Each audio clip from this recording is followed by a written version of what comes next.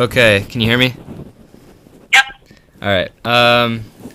So I was just wanted to ask,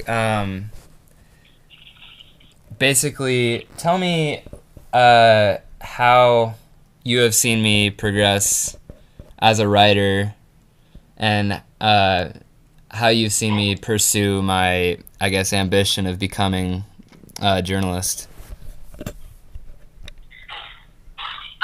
Well, I guess starting in high school, I think you were interested in joining the school paper, but you didn't seem 100% sure that you want to do that. But then once you joined it, I think that that passion ignited in you that, you wanted to really pursue stories. And I think for me, seeing it from afar, I guess, was when you got that first story where it really mattered, with the school's expansion for the math department and interviewing neighbors and things. That to me seemed like a big step towards finding that you really enjoyed it.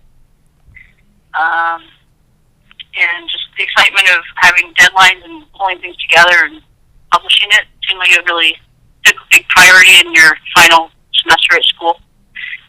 And then I think that really cemented the idea for you, from what I could see, for you to go to college and major in communication.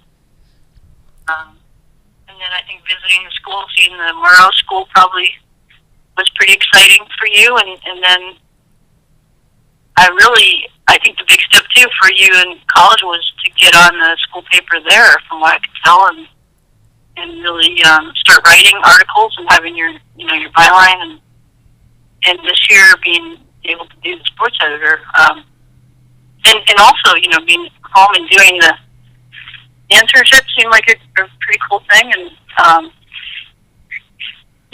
you've had other jobs, but the one you always talk about is when you're writing stories. That always seems to be the main thing you really like to do. So it seems like you found your niche of what you really like, and that's pretty exciting as a parent to see that happening.